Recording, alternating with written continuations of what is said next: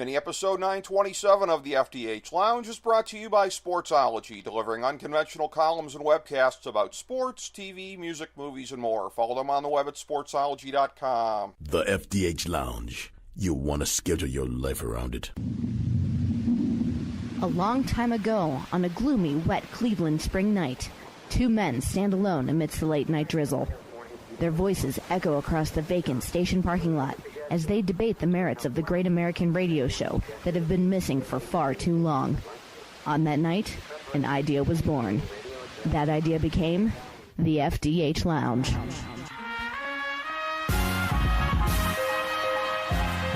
Welcome to the FDH Lounge. Hello, everyone. Welcome to the FDH Lounge. We have a great guest with us here again today, at Swollen Dome himself, Michael Harmon from Fox Sports Radio. Michael is here to talk NFL with us, starting with the NFC, because the big story right now, well, I guess the joint big stories, it's sort of a turnstile kind of a thing, isn't it? Carson Wentz goes, Aaron Rodgers comes in, and as was touched upon in the fantasy part here, in terms of Aaron Rodgers, that's going to make a big difference for Green Bay. In terms of Philadelphia, I'm wondering how far down they tumble here without him, because obviously, yes, Nick Foles has had some glimmers of success in Philadelphia previously. It's a deep offense as far as having talent to work with, but to the naked eye, I'm looking at this and going, I don't know if I've ever seen a week where a team takes a loss like New Orleans and potentially shoots up in the power rankings the way that they do, because with Drew Brees and that defense, they may not have a first-round bye, but to my naked eye, New Orleans might come out of the whole thing here smelling like a rose better than anybody. Picked them before the season to make the NFC title game. Wow. Feeling pretty good about that right now. I'd expected some better play out of this defense. Couldn't have anticipated they'd be as good as they've been, and obviously mentioned Kamara before. Obviously a huge win. Quickly, the fantasy thing related to Aaron Rodgers. I mean, you can dust off Randall Cobb and Jordy Nelson out of mothballs. Yes. At least for a moment or two, so that's good. So you've got that at value going through. But the NFC, a bit of a muddled mess, and I think it's going to be fun to watch to see how this separates out. Because Wentz had everybody flying, now Foles, it's been a while. It's kind of like the conversation, not to get sidetracked by a Colin Kaepernick conversation, but when people say, look how good he was, I'm like, that's 5 years ago already. Right. That's a long time in NFL years. Doesn't mean that they can't put something together to keep things rolling, because there's certainly a lot of talent on this team. But you look at the way it breaks out. Rams are scoring points. Robert Woods will be back in theory this week. You've got Seattle and Atlanta and all these. They're all flawed. They'll have some big problem that goes with their teams right now. The Rams still give up a bunch of points. As good as they've been in spots, they can still get after it. Seattle, you got that banged up secondary. The identity is lost. I don't know how none of those guys got suspended for all that stupidity this past week. Right. But that's a whole other thing. The Vikings, still Case Keenum. When it's all said and done, are you trusting Case Keenum? I guess in this NFL season, you have to say, okay, I'm in, as long as Xavier Rhodes is still locking down a number one and getting after it that way, that they've been able to piece it together, because Thielens a phenomenal talent, and Diggs and Rudolph. I mean, you've got explosive playmakers there in a backfield that's been better than I think most anticipated. But you go down the line, Carolina, they show up as quickly and then disappear as quickly as they came. And Atlanta defensively lapses. Julio Jones disappears at times. The only two guys I trust on a weekly basis are Mohamed Sanu and Freeman. Yeah. Matt Ryan's been consistent at best, and really a downturn markedly from where we were a year ago, talking about all his greatness. So, you've got a race of teams. The Saints come out as the most complete, where you at least check every box saying, all right, I've got a number one receiver that can dominate a game. I've got a quarterback who's been there, who's led. I mean, I still have no idea why you're throwing it to Josh Hill on a second down into triple coverage, but that's a whole other thing for another time, and why Sean Payton's running onto the field. See, all these little things that jump into play that you remember and you scratch your head over, but everybody's got their flaws. Even the AFC, you get back to that, and Pittsburgh giving up big play after big play. New England, the last couple of weeks, look uninspired offensively and defensively this week.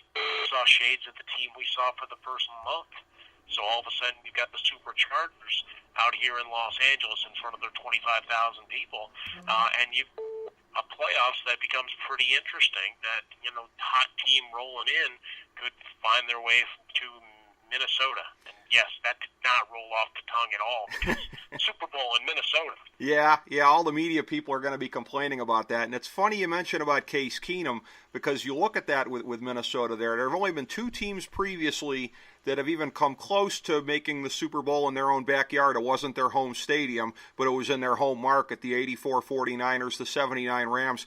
Case Keenum, they're counting on him being the Vince Ferragamo of 2017, aren't they? Well, that's exactly it. that's the way it's playing out here, and it's been really kind of interesting to watch how that team's developed and gone through this season. Left to their third quarterback. Obviously, the injury to Bridgewater we knew about, but then you start going down the line. Sam Bradford starts off playing well, and given his proficiency in the past of working the ball downfield, you're able to make and take full advantage of Thielen and Diggs. But then as things go, the NFL being what it is, and Sam Bradford being Sam Bradford, I guess, was the larger thing here. Between Dalvin Cook and Bradford, you lose two huge playmakers, leader of your squad. And Keenum, he was a backup here. I mean, the best meme of 2017 might have been, when you had him embracing Jared Goff and saying we don't have to play for Jeff Fisher anymore. So, yeah. So it's one of those things, and guys waiting on opportunities and right systems and having a coach that is hard-nosed and like Zimmer is and gets after it, but still, they have enough faith in the playing and working the ball downfield. Like, they're not playing it safe. Remember the first month of the season, how we marveled at Alex Smith and how he was pushing the ball downfield? He hasn't done that for quite some time now.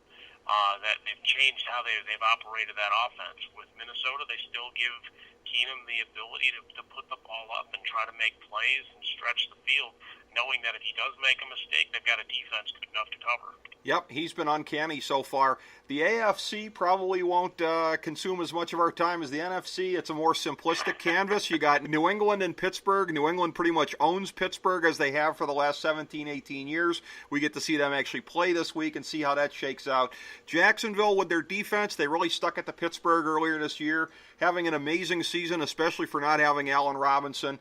The Chargers have been red hot lately, looking like a legitimate threat, perhaps, if they can still make the playoffs, which is by no means certain after that start that they got off to, although they've dug themselves out of the hole pretty well. But is it really New England and everybody else at this point, notwithstanding what we saw Monday night, or do you think anybody can cause them any kind of a headache? Well, I think when we look at the teams overall, and I made this point talking with Mr. Smith on the evening show earlier the week, not to be, I guess, technically the homer, since they're in my backyard playing over at StubHub Center, but the Chargers are really interesting, right? You got a two-headed monster in the back. Gordon, obviously, the lead, but Eckler making a play now and again. You look at the wide receivers and what Keenan Allen's been able to do and a couple of ancillary parts. Hunter Henry's been more involved in the offense of late as Antonio Gates gets ready to take a bow on his career.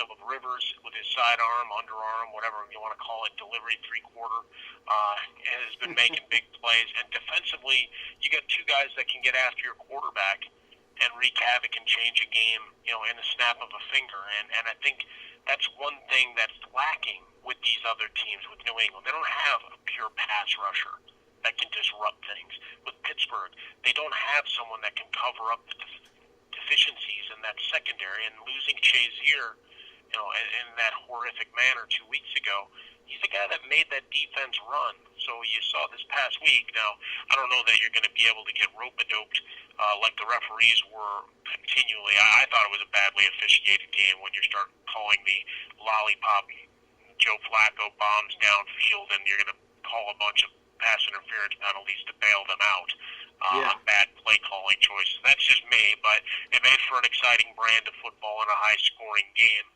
except for those riding with the Pittsburgh Steelers defense that got victimized by some of those long pass interferences setting up short possessions. But, the Chargers are the one team in all of this that I think really could potentially cause some problems. I don't believe in the Ravens overall with Joe Flacco on that offense. I just don't see enough out of them. With Jacksonville, Blake Bortles has been more impressive, as you alluded to earlier, but do they have enough firepower, and can they bank on the defense in a playoff atmosphere? You know, guys, really, many of them in their first run in the playoffs, is that something that they'll be able to finish against those playmakers in both New England and Pittsburgh, especially if New England gets healthy, right? We saw some of Hogan this past week. Gronkowski was suspended one game for the stupidity. He comes back, so, you know, they'll have their full deployment of stars going down the stretch here. So I think you got three teams. I'm going to put the Chargers in just as the fly in the ointment, as it were. They very much could be, and again, 10 years from when they made it to the AFC Championship, bowed out against the then-perfect Patriots. Chance to go back 10 years later and try to make things right. It'll be fascinating if it plays out that way. Certainly more interesting than if it's New England-Pittsburgh again. But, well, to bring it full circle on the NFL, I'll ask you this. If Pittsburgh beats New England this weekend, does that do anything to change the narrative in terms of them having any kind of a shot whatsoever if they meet up in the AFC Championship game? Well, sure, because then it goes through Pittsburgh as opposed to New England. I mean, okay. So you're at least looking at it from that perspective, playing at Heinz Field against the creature comforts of Gillette. So I think you've got a little bit there, but it's also, you're looking at the history says, all right, that may just be a blip on the radar. Yes, it does shift to where the game gets played, but is it enough to upset the apple cart? Look, they're going to put up points. I think this becomes one of those high-scoring games. I don't think this is a grinded-out factor, particularly with the issues both seem to be having in their secondaries at the moment.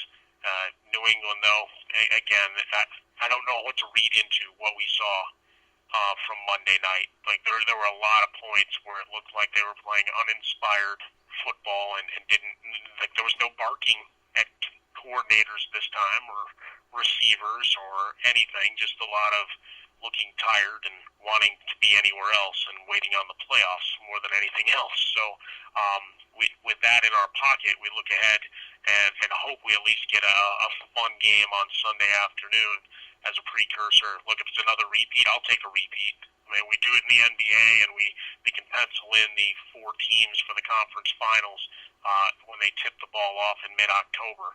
I'm okay with doing that in the NFL if it's going to mean that I get to see the stars on parade as opposed to someone who just happens to catch fire for 2 or 3 weeks, because in the end, if it sets up a situation where we get a terrible matchup down the line and a blowout in the title game, that's not fun for anybody. See NCAA tournament year after year for all the dopes that cheer for upsets. Right. That's true. That's exactly how it plays on. You know, you raise a good point here, too. As a lifelong Cavs fan, I don't want to be a hypocrite about this. I'm not crying about the Cavs making it back to the finals every year in the NBA, so I can't bemoan repeats in the NFL either. So we'll see how it plays out. But regardless, it is always a pleasure talking football with you, Michael Harmon. Love listening to you on Fox Sports Radio, as I know our whole audience does. And always a pleasure to get to catch up with you on the show, sir. At Swollen Dome on Twitter. And thank you so much for being on with us again today, Michael. Great things ahead. Look forward to the next time when we're talking about the fantasy titles we didn't win and setting up shop for 2018.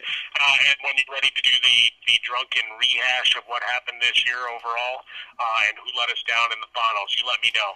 If I can just let off a bunch of expletive, riddled kind of statements, I'm there. Well, there's no dump button, unlike your chosen medium here every night, Michael. So we can let our freak flag fly, no question about it. Let people see a different Michael Harmon, no editing whatsoever on him. He may or may not be hammered, and now he's cursing about players who let him down. Festivus taken to the 100th level. Oh, well, I hope to avoid that fate myself. I still have a theoretical chance at a title. I'll see if I can close it out in the next 2 weekends here, next 3 weekends, I should say. But always a pleasure having you on, Michael. Thank you so much, and thank you everybody for tuning in today to the FDH Lounge. As we bring the show to a close, we would like to extend our deepest gratitude to NBC, CBS, ABC, Fox, all Clear Channel affiliates, TNT, TBS, USA, UPN, Deadspin.com, YouTube.com, YTMND.com, MySpace.com, various blogs, Fox News, CNN, CNBC, MSNBC, IamBoard.com, Billboard.com, Google.com, ESPN, ESPN2, ESPN News, ESPN Classic, NBA TV, NFL Network, Sports Time Ohio, Athlon Magazine, Comedy Central, Cartoon Network, The Boomerang Channel, QVC, BET, The Spice Channel, Steno Notebooks, Manwich, Papermate Office Supplies, waitresses, strippers, bartenders, garbage men, janitors, microwave popcorn, the writers of The Office, Scrubs, Entourage, My Name is Earl, Oz, Metalocalypse and the Boondocks, Aquafina, and the Periodic Table of Elements.